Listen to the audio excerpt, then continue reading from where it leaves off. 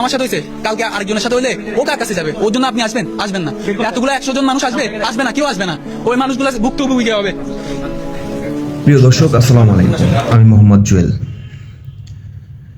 বাংলাদেশ টিমের খেলোয়াড় মোহাম্মদ নাঈম হাসানকে যেভাবে পুলিশ পিটিয়েছে, তিনি বলেছে আমি বাংলাদেশ দলের খেলোয়াড়, টেস্ট টিমে খেলি, এবং তারপরও তাকে ছাড় দেওয়া হয়নি, তাকে পিটিয়েছে, তাকে অন্যায়ভাবে মারা হয়েছে।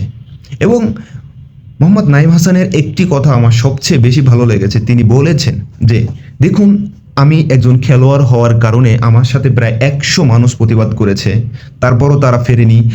আমি ন্যাশনাল টিমের খেলোয়াড় বলার পরেও তারা আমাকে ছাড় দেয়নি।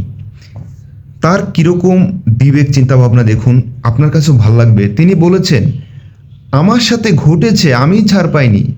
তিনি সাধারণ মানুষের কথা চিন্তা করেছেন। তিনি বলেছেন যে যারা সাধারণ মানুষ আছে, মানে আমি আপনি, কোনো একটা সাধারণ মানুষের সাথে যদি এমন ঘটনা ঘটতো, তাহলে সেই লোকটা অবশ্যই ভুক্তভোগী হতো এবং তিনি কোথাও বিচার পেতেন না এবং তিনি মারা খেতেন, যা হওয়ার তার সাথে হতো।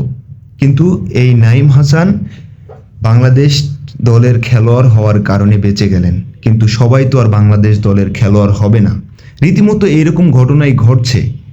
এর জন্য সরকারের উপযুক্ত পদক্ষেপ নিতে হবে। যেখানে পুলিশই এরকম করছে, সেখানে আর কি হবে আমার মাথায় ধরছে না। বর্তমানে বাংলাদেশে যেভাবে ছিনতাইকারী, খুন খারাপি বেড়ে যাচ্ছে, যেখানে পুলিশ প্রোটেক্ট করবে, সেখানে পুলিশই যদি এভাবে সেই জনগণকে হেনস্থা করে, তাহলে বাংলাদেশের জনগণ আর কোথায় যাবে?